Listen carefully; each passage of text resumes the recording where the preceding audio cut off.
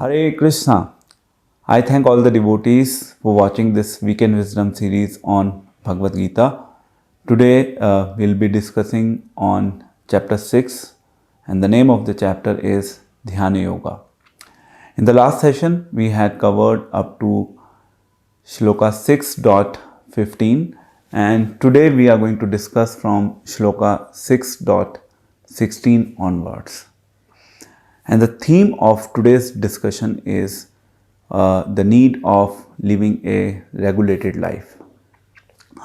Om Jnanatimirandhasya Jnananjala Shalakaya Chakshurmili Tamena Tasmai Shri Guruve Namah.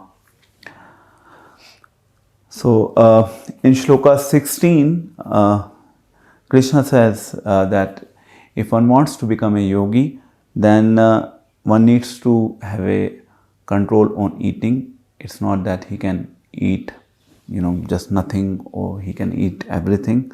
And he is also talking about sleep. So a regulation is important when it comes to the matter of eating and sleeping. Then in Shloka 17, it's one of the very famous shloka. Yukta hara viharasya, yukta chestasu karmasa, yukta swapna bodhasya, yogo bhavati dukkhaha. So the meaning is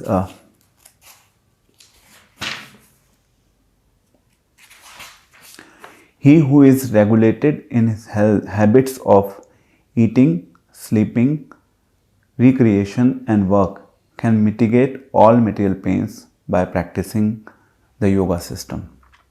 So in this shloka we see that Krishna is specifically talking about the principle of regulation, and he is stressing the need of having a regulated life in the 4 dimensions. Basically, these 4 dimensions are one of the most important dimensions of our life.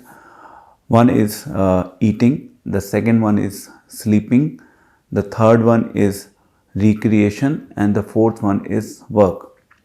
We all know that we have a limited time in our life. As we are progressing day by day materially in our engagements, although we have 24 hours, but we always think, oh, so less time, so much to do in life, because our life has become very busier, especially when we are living in the metro cities like Delhi. So it's very challenging life, be it if we are student, if we are into family life, or if we are grown up in even old age, people are usually busy. So regulation is essential, and in the end, in this shloka, Krishna is telling to Arjuna, Yoga bhavati dukkhaha. So the one who is living a regulated life, and then he can, by the practice of yoga, he can overcome all material pains, provided we all live a regulated life. Now, it's not that we can all together get rid of eating, we cannot get rid of sleeping, we cannot get rid of recreation, and we cannot get rid of work. Work means our day-to-day performance of duty with reference to the business that we do, or if you engage in a job or occupational activities that fall into the category of work. And the recreation means any activity that we do for enjoyment and which is not related to work. That's how recreation is being defined. So let's say if someone likes to go to the parties, someone likes to visit to the temple, someone likes to do morning walk, exercise, someone likes to place different kind of sport activities. So all those activities falls into recreation activities. Now, so the principle that Krishna is telling here, we cannot get rid of the eating habits. We all have to sleep. It's not that just by sleeping 2 hours we can live our life. It's not possible. We all need to give a proper rest to the body. When it comes to the proper rest, at least 6 to 8 hours of sleep is minimum required for everyone. But it doesn't mean that we can keep on sleeping up to maybe 12 hours. So till the time it is within the parameters of 6 hours, 7 hours, 8 hours maximum, it is fine during the whole day. But if it is going beyond, that means we are living an irregulated life. The same thing goes for eating. We have to have some regulation, some rules around eating pattern also. We cannot keep on eating throughout the day whenever we feel like eating. This is also not good. So how do we regulate it? Because we all have a desire to eat, we all have a desire to sleep, we all want to sleep, we all like to sleep, we all have a desire to do different kinds of recreation activities, and some people even like to work. So what is the principle through which we perform all these activities to maintain our body and soul together, to maintain our family, and to live in a society in a very peaceful manner? So we need to sacrifice, and we need to perform all these activities keeping in mind that everything is being ultimately done for the satisfaction of Krishna. And if we keep that consciousness, then there is no harm in sleeping under regulation. There is no harm in eating, because whenever someone is cooking, then the objective of cooking should be to please Krishna, but not to just please our own senses. And likewise, when it comes to the work, we should not be too much passionate about heavy earnings in life. Because if you want to practice devotion, if you want to cultivate your relationship with God, then you cannot just believe in the ideology of working hard day in and day out. Then you cannot become a yogi.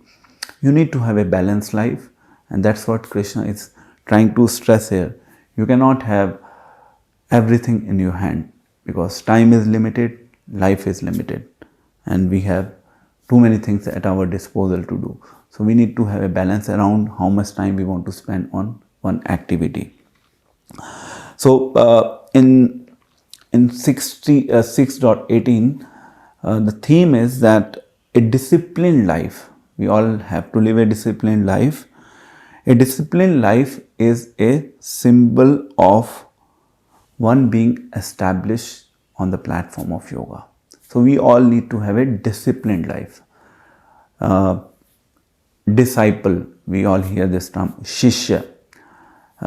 The disciple means one who is disciplined, one who follows some discipline in life.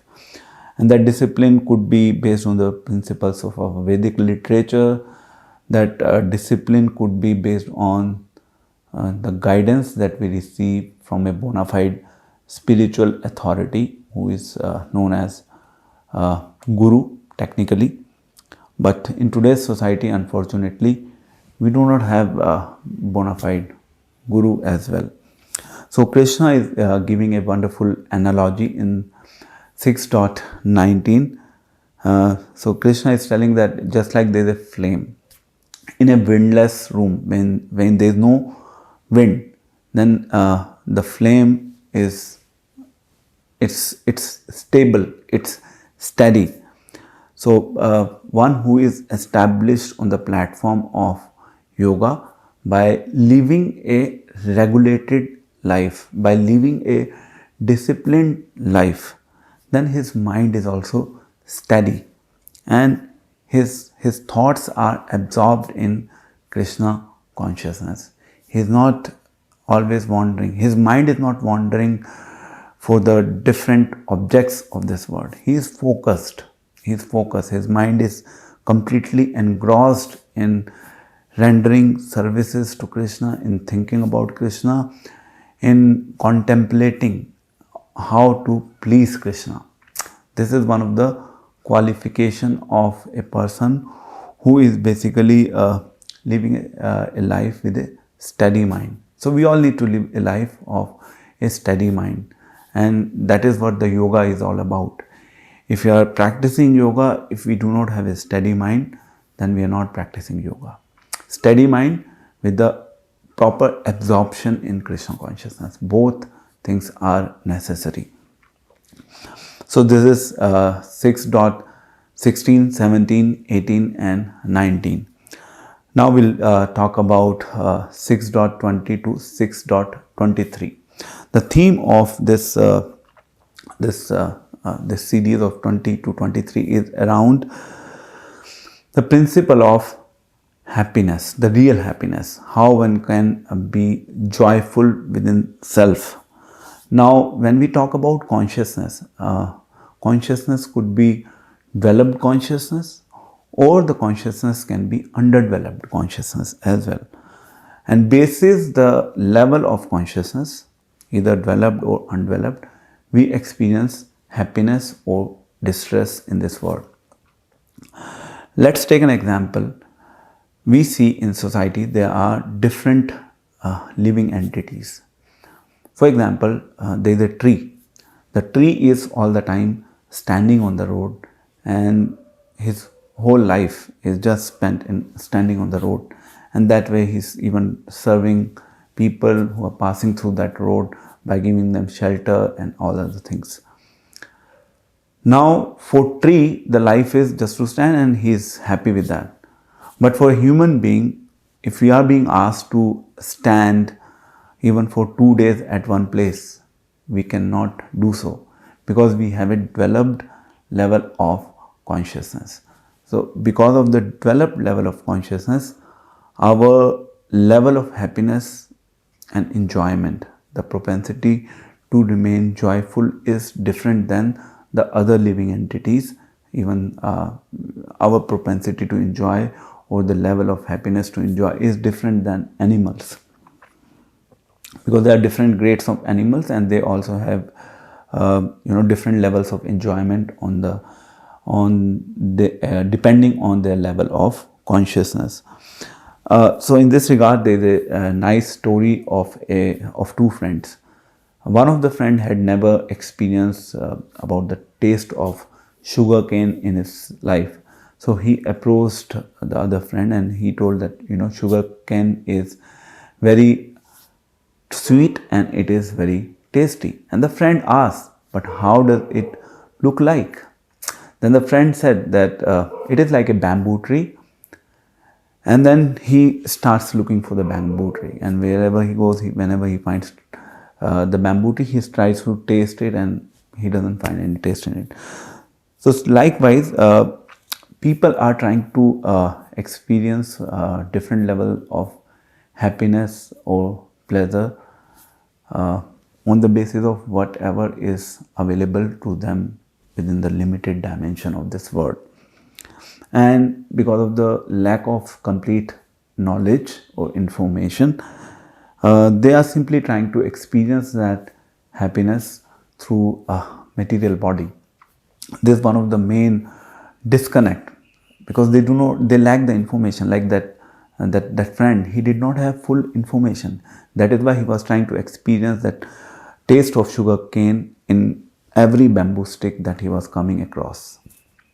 Likewise, we are doing the same thing. So if we want to experience the real happiness, then we have to establish in the proper practice of yoga system by absorbing our mind in Krishna consciousness activities. And once we do that, then outcome is then we start experiencing real happiness or joyful state of mind within self.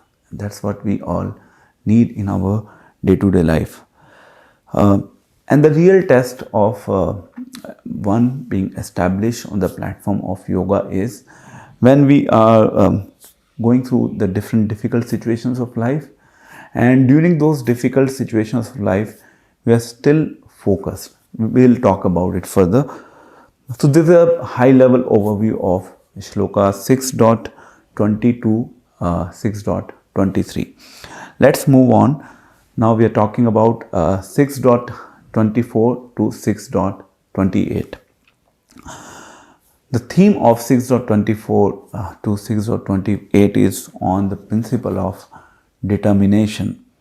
So determination means to continue things, whatever we are aspiring to achieve in our life, to continue our endeavor with the patience and perseverance. Now there is a difference between patience and perseverance. Patience means we keep on continuing performing with the action that we for the goal that we are ultimately aspiring. We have patience, we know that we will achieve something that maybe 4 years down the line or 5 years down the line. That is patience. Now perseverance is amidst difficulties in life, we still keep on continuing our struggle for the aspirations that we have in life. So patience and perseverance. Perseverance involves the element of the difficulties that we come across, and we still continue to perform our journey. Okay. Now Srila Prabhupada gives a very interesting example in this regard of a girl. When a girl gets married, then if a girl wants child, then she has to wait for at least 8 to 9 months to beget a child. She cannot immediately after marriage have a child. So she has to wait.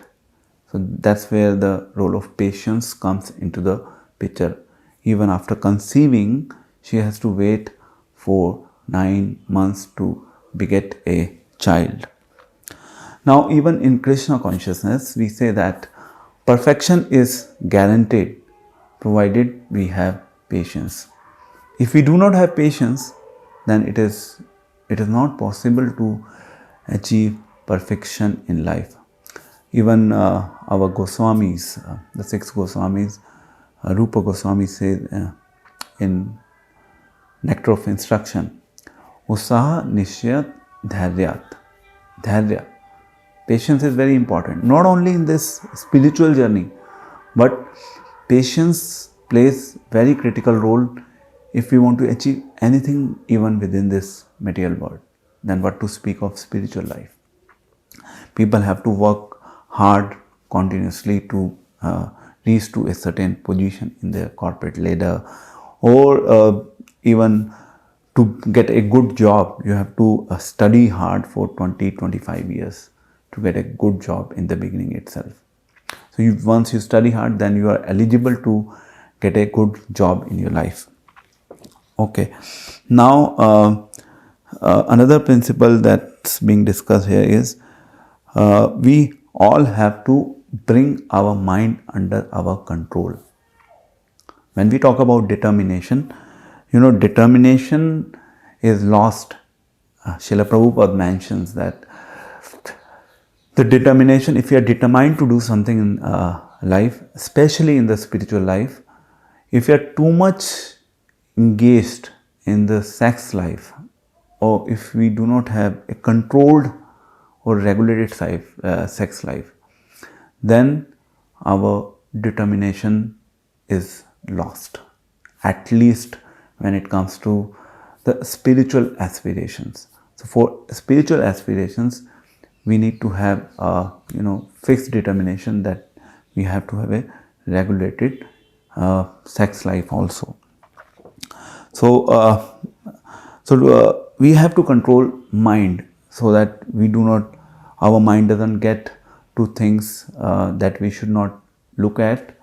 We need to have a controlled mind to ensure that our senses do not reach to things that we should not hear, the things that we should not even smell. We need to have that control. And to control mind, we need to have some kind of rules and regulations that we need to imbibe in our life. The rules and regulations, okay, do's and don'ts of life. Okay, how does this do's and don'ts work? Some of the do's could be, okay, for example, we all must wake up early in the morning. Now this is a do that we all must do. And the don't is we all should not wake till late night in general. So now this is do and then this is don'ts. Likewise, there could be many examples. We should not just keep on unnecessarily eating. So we need to give some, we cannot just keep on eating non-veg, or we cannot just eat anything that we want to eat. So there has to be some rules around it. We have to put some kind of checks and balances in our life. Okay, this is what I will do, this is what I will not do for sure. And that will help in bringing our mind under our control. And once our mind will be under our control, then the senses would not be wandering for the objects that we should not pursue for in our life. That's very important. And then only we can have a determination to achieve things that we are aspiring for in life. And that determination can be cultivated through proper knowledge, and it can also be cultivated by being by being in the company of people who are determined. I'll give you an example. I normally do running in the morning. So when I do running, and when we start running, if we complete, let's say, 1 kilometers, then we have to be strong enough. Okay, this is my goal. I want to cover at least 4 kilometers. And if I want to cover 4 kilometers, then I have to keep on going. Now, I have to simply tell to the mind, I'm not going to stop until I cover 4 kilometers. So this is how we have to put we have to control our mind by giving some dictations to the mind. Okay, this is what I want to do, and in order to do this is what I am going to follow, and I will not bypass it. And that's why even in spiritual journey, at times we have some rules and regulations, and people say, oh, there are too many rules and regulations to be followed, we cannot practice the spiritual life. It is good for our own health. In fact, it is good to live a more conducive and a peaceful life. I'll give you an example from my own life. We all know that drinking tea in the morning as we wake up is not good for health. But how many of us do really follow it? When I started practicing spirituality, when I started practicing this message of Bhagavad Gita some 20 years ago, for me, waking up was impossible unless and until I get at least half glass of tea on the bed. I could not wake up. But after some months, I left the tea altogether. And it's been almost 20 years now that I don't take tea at all. So this is what is like rule, and I don't see a need of tea anywhere in my life. I have not even, it's 20 years, I have not even tasted how the tea is now. And like there are people who cannot live without tea. They need at least 3 to 4 teas in a day. This is just one example. Like this, there could be many examples. So some rules and regulations needs to be enforced on the mind. It is a need of if we will not enforce the rules and regulations on our mind, then we will not be determined in our life. Okay, moving to, so these all are very practical advices that Krishna is giving to Arjuna and for the benefit of all of us also. Moving to Shloka 6.29 to 6.32, this is the last theme of today's discussion. So there Krishna is talking about the principle of sympathy. So we all must have a sympathy for all other living beings. Now how to do that? How to have sympathy for all other living beings? When it comes to all other living beings, it includes even plants, it includes even animals. Then what to speak of humans? Now this is called as a transcendental vision that we need to establish, and to do so we need to understand that one, for the living beings, God is sitting in everyone's heart. So everyone is part and parcel of God. This is one thing. So manifestation of Lord's energy, when we see all the different parts and parcel of God, the different living entities. This is how we can have sympathy for all other living entities. The second is that ultimately, even for non-living beings, everything is a manifestation of energy of Krishna. Everything is Krishna's energy. It is not my energy. It is not your energy. Everything is ultimately Krishna's energy. And then everything that's happening in this world is ultimately under the control and direction of God. We need to learn this theoretically, practically, imbibe this in our life, and then we'll understand. Even if we'll have a lot of challenges around us, we'll understand, okay, no problem. There's something that has to come in my life as it was planned by God to give me some lesson. Let it come. Let me welcome it. I cannot retaliate against it.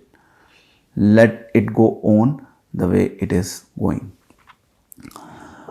And that's how we can actually express our love for Krishna, by connecting everything to God. If we cannot do this, then there is no question of love in life. Theoretically, we may talk about love everyone, but this will only work when we start to learn. If we cannot love God, then we cannot even think about loving other living beings, because all the energy belongs to God, and once everything belongs to God, then we naturally start loving everything that belongs to God, if we truly love God. So this is the last principle or the theme for today's discussion. So now I am summarizing what we discussed for today. We talked about the need of living a regulated and a disciplined life in the 4 dimensions specifically, and it covers almost everything: eating, sleeping, and then recreation and work. So these are the 4 areas when we need to have a regulated and disciplined life. If we'll have a regulated and disciplined life, over a period of time, we will realize that yes, we have time to do more things, we have time to pick up things. But if we will not have that regulated life, we will not be able to do even what we already have in our plate. Then the second principle that we discussed today is the experience of happiness. The real happiness or the joyful state of mind is based on the level of consciousness that different living entities have, and that we all need to upgrade our level of consciousness so that we can experience true happiness by the practice of yoga system, and not just keeping ourselves busy in satisfying the needs of the mind. Basically the senses dictates the mind. When the senses looks at the different objects of this world, we need to have that control. Then we talked about determination. The determination is very important principle, not only in spiritual journey but even in material life. Determination means to continue with patience and perseverance. The more we follow with patience and perseverance whatever we are aspiring for in our life, the more we become determined. So the more we follow the rules and regulations, the more we can follow. The more we follow, the more we become capable to follow. So we gradually keep on upgrading ourselves in terms of how much struggle we